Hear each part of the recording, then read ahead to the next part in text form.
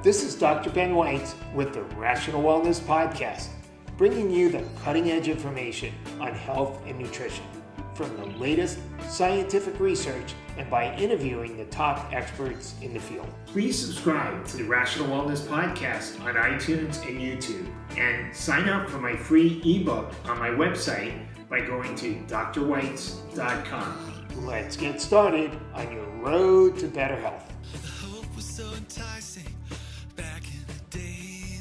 Hello, Rational Wellness Podcasters. Thank you so much for joining me again today. Dr. Ben Weitz here.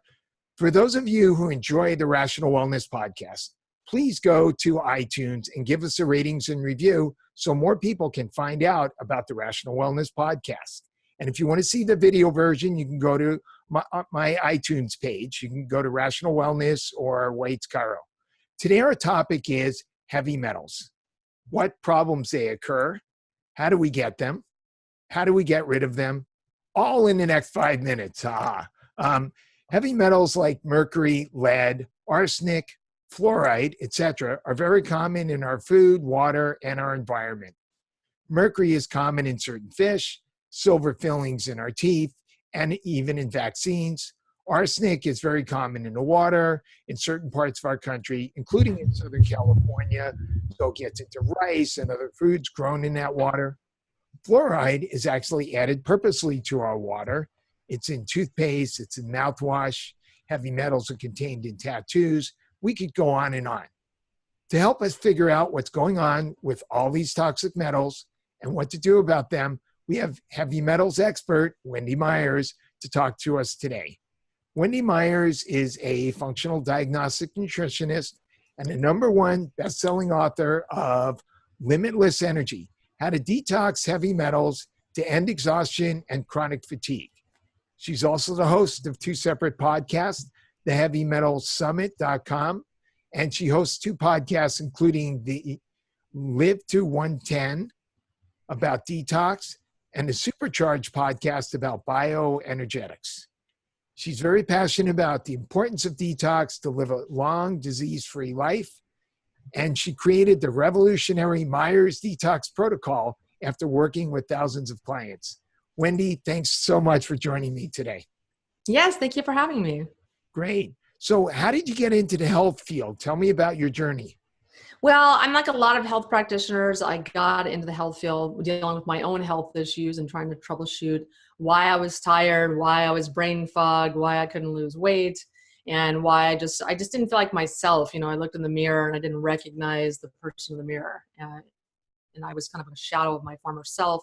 And I just wasn't feeling well. I just knew intuitively something wasn't right. I went to my doctor and she found out that I had really low hormone levels. I had the hormone levels of a menopausal woman at 37. And believe me, I was really thrilled to hear that. and I had low thyroid function and I had adrenal fatigue and nutrient deficiencies. And I wasn't working at the time. I was a stay-at-home mom. I was working full time on my health. And I thought, how is this happening? How do I have all these health issues? When I'm eating perfectly, I'm exercising almost every day. I'm, taking a full shopping bag full of supplements every day. And so I decided to not do the hormone replacement therapy, which was advised by my doctor. I thought something caused my hormones to get out of whack. Doing something about that could help reverse them. There's got to be a way naturally to get my glands functioning again and how they're supposed to.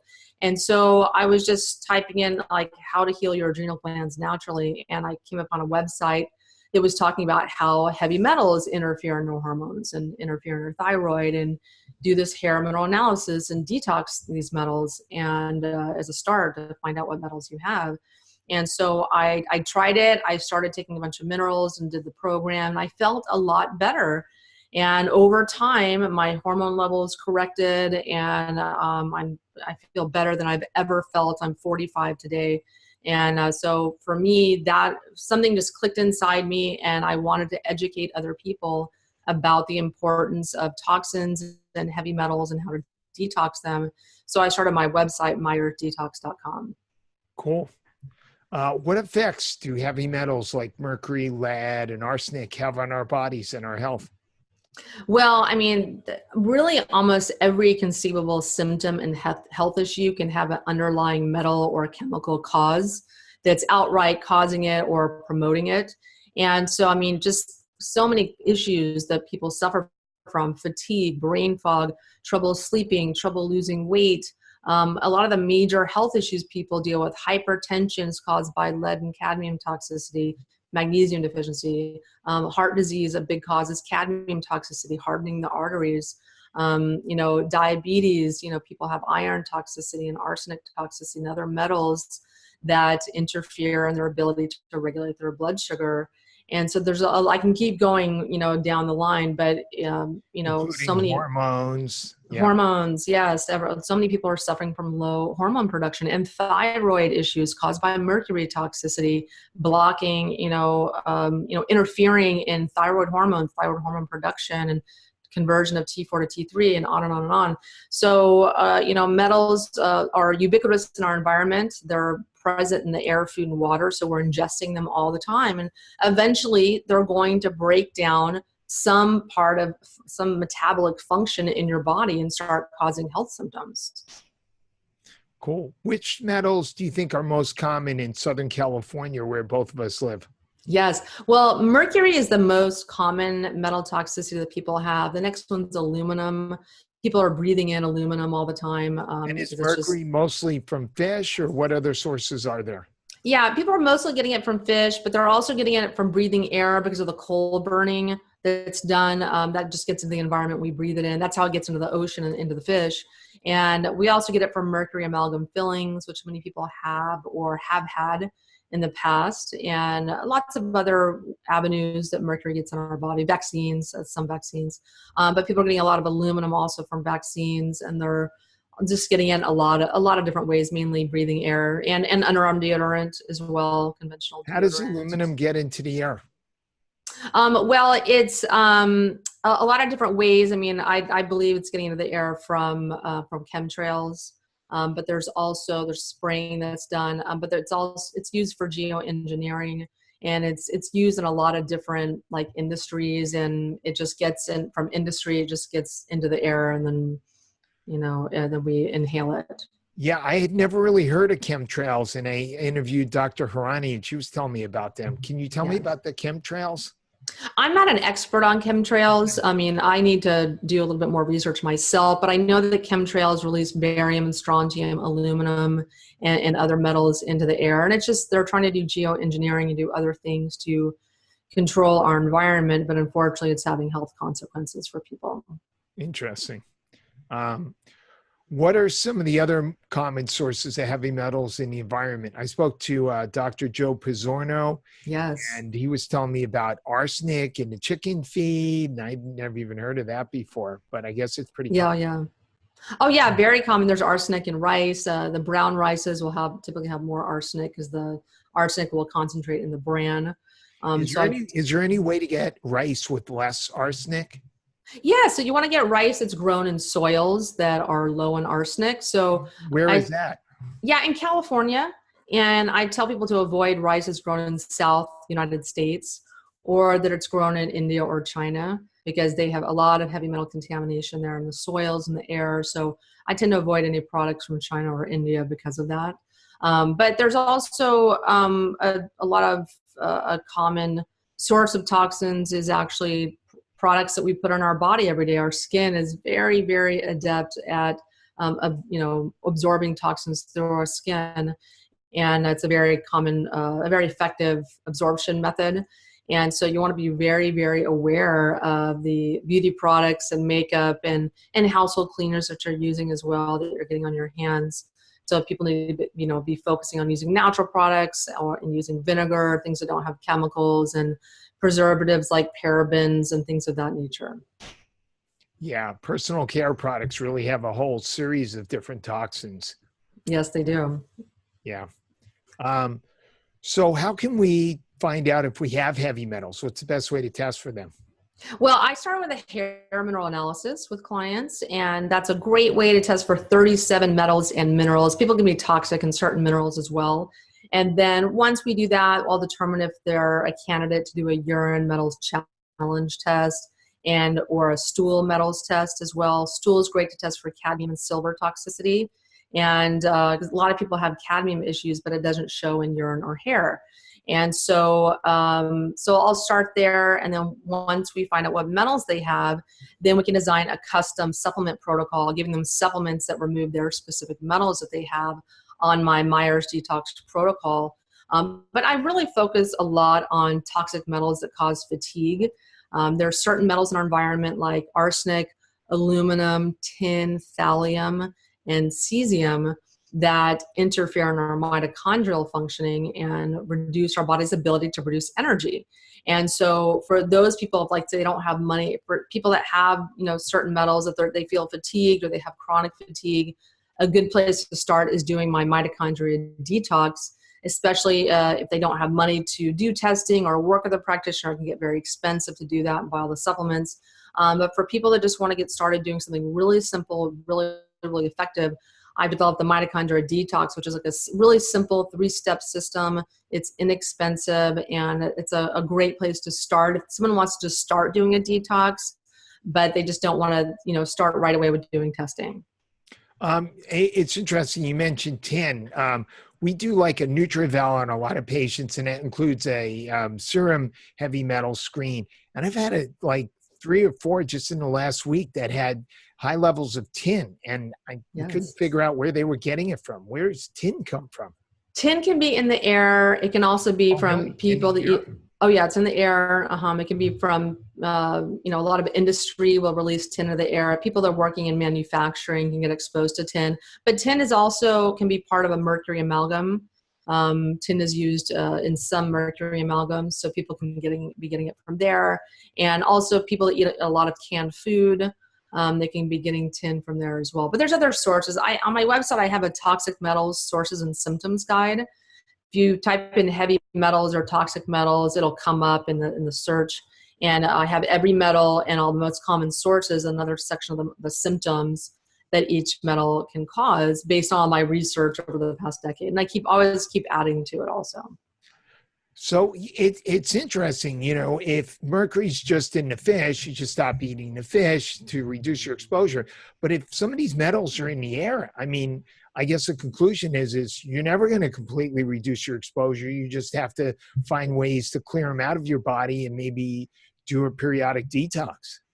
Yes, it's, unfortunately metals are ubiquitous in our environment. You can't escape them. You can reduce consumption of certain foods or remove, certain beauty products you're using. You can control some things and remove the most obvious intake of toxins, but you can't control everything. And the most sensible thing is to really think of detox as a lifestyle and be adding detox protocols and supplements and doing certain things like infrared saunas just as a regular part of your health routine, rather than thinking, oh, I'm going to do this detox for 30 days or for a year or whatever you're planning to do. You really have to incorporate detox on a regular basis into your health regime. Right. Interesting. So tell us about your mitochondrial detox program. Yeah, so this is a really simple thing that I developed because I noticed over the years working with clients, the number one complaint was fatigue. And that was my number one complaint also. And I really think that fatigue, mitochondrial dysfunction is the real underlying root cause of so much disease today. Because if you don't have enough energy, you can't sleep. You need energy to sleep. It's a very energy intensive process and regenerative process. You need energy to heal your body, for digestion, for your brain to work. To detox, you need energy to detox. If you're chronically fatigued, detox goes to the wayside. It's not, your body is going to do more important functions before it's going to spend energy detoxing. So for me, the key was really helping the mitochondria work better. And I happened upon some research that showed there were some specific metals that actually poison enzymes that transport nutrients into the mitochondria. So people can be taking mitochondrial supplements like ribose or NAD or whatever, B complex vitamins, and they're not working or they're not feeling more energy because the enzymes to get those nutrients into the mitochondria are not working. And so really the key that a lot of people are missing is detoxification of these metals. That's the key. And then once you do that, then you can do the mitochondrial supplements like taking, zinc and vitamin K and K2 and magnesium and all the other nutrients required for that Krebs cycle to make ATP, or our energy currency in our body. So that's the key a lot of people are missing when they're looking to improve their energy levels. And it's why Starbucks is making billions of dollars. People are looking for that fix. They want to do anything to have more energy. And so that's why, people are drinking coffee all day long, and they're eating carbohydrates and sugar. They're just reaching for anything. They're self-medicating. That's why a lot of people do stimulants and recreational drugs and things of that nature, because people are desperate for energy in any way that they can get it. And so I developed the mitochondria detox to help to clear out these metals. And it starts with an activated silica. It's a choline stabilized silica that is specifically chemically formulated to bind onto arsenic, aluminum, tin, thallium, and cesium. Thallium is in petroleum deposits, so it's in car smog, and we're breathing that in every day, especially in LA. And so a huge factor in chronic fatigue. And then cesium is a big issue from Fukushima, the nuclear disaster in Japan, that's releasing tons of cesium into our environment. So these metals are poisoning our mitochondria. And it's continuing to do that, right? Oh yeah, every day. I mean, it's incredible that that's allowed to continue, but they just can't seem to fix it. And so the mitochondria detox also involves a modified citrus pectin, which it's a binder that will absorb dozens of metals and hundreds of chemicals. It's incredibly effective. So this simple system is a great, inexpensive way to very effectively detox your body and, recover your body's ability to make energy. I guess there's some controversy about the effectiveness of modified citrus pectin. Yeah, there are. Like anything, there are varying degrees of quality of modified citrus pectin. There's different types of modified citrus pectin. So you can't say that, like with silica, there's many, many, many different types of silica, and they all do different things and detox different metals. So the formula that I have, we have actually studies that show that it kills cancer cells, that it kills prostate cancer cells, it feeds good gut bacteria, and it detoxes certain metals. In studies, it shows this. So we have the scientific proof to back up the claims that I'm making, but there certainly are garbage modified citrus pectins out there. Absolutely. Like with any product, there's garbage chlorella and chlorella that works great. And there's garbage, what have you, multivitamins that work, the ones that work amazing. So there's always a range of quality. Same with zeolite. There's a range of quality and stuff it's harmful. Right. No, yeah, I saw on your website, you have Isaac Elias's modified citrus pectin. I interviewed him on my podcast. Yeah. Oh, great. Yes. He's a really smart guy. Oh, yeah. And so he's the one that formulated our CitraCleanse product. That's our modified citrus pectin. Oh, okay. He's an expert. He's been doing this for 23 years and pioneered the research on modified citrus pectin. So I'm very confident in our citrus pectin. Right. Yeah, I interviewed Chris Shade a few weeks ago, and he was telling me he didn't think that modified citrus pectin was a good binder. It was better to use charcoal and clay and things like that. Yeah. Well, there's certainly a case for that, but activated charcoal also is indiscriminate and detoxes a lot of minerals as well that can be problematic. But the citrus pectin is shown to be really, really effective for a lot of different metals. Yeah. So there are more effective binders, but there's a price on the other side of that also. Like what is the nutritional cost of that binder? So there's pros and cons to every product. Yeah. And modified citrus pectin is no different. Cool. What do you think about IV chelation? Yeah, so that has its place. I mean, I think that sometimes people can, some practitioners overuse it, or it's like the only thing that they do for detox. By the way, for listeners who don't know, we're talking about intravenous, where you go into a doctor's office and they give you a drip of these agents that help chelate out metals. Yes. Yeah. And so it's definitely has its place. If your life is at risk, or you're really high in heavy metals, or you tried other things and they just don't work, IV chelation, if it's done correctly, it can be very effective, but it can also be done incorrectly and damage your kidneys. And some people are too sick to do that, to do IV chelation. So every client is different. Every situation is different. I'm a fan of doing, gentle, slow things first before, drop the nuclear bomb on that. I mean, IV chelation is probably the strongest thing that you can do. And it's just, a lot of people are not a candidate for that. Yeah. And, everything has its pros and cons, but some people, they're just not able to detox on their own, or they need that to save their life. And it definitely has its place.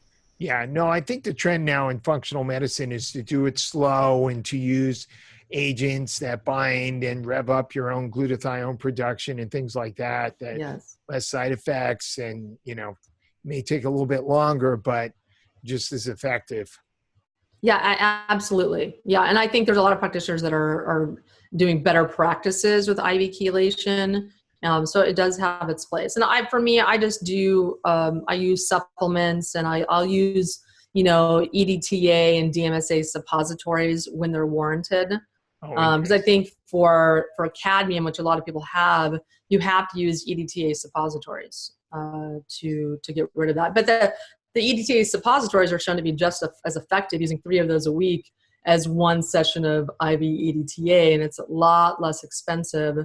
So you can get a 2-month supply of EDTA suppositories for 1 session of IV EDTA. So it's a lot more cost effective, and it's safer as well.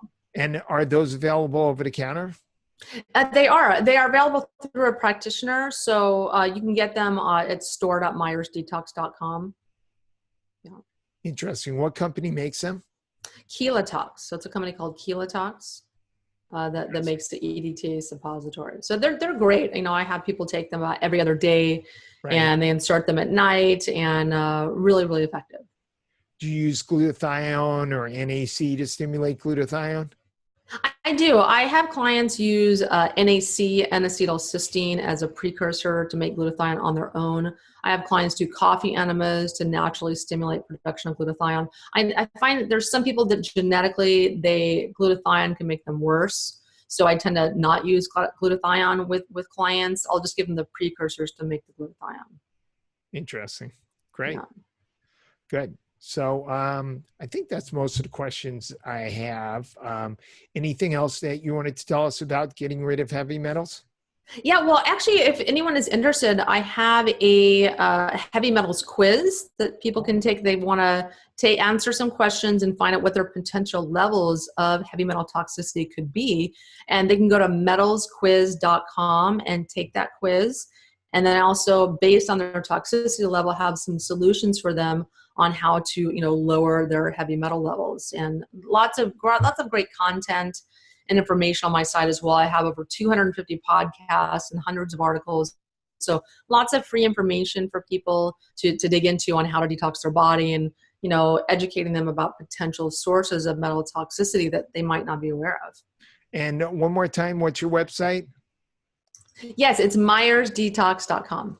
That's great. Thank you, Wendy. I really appreciate you providing some useful, interesting information for us. And I'll talk to you soon. All right, fantastic. Thank you for having me.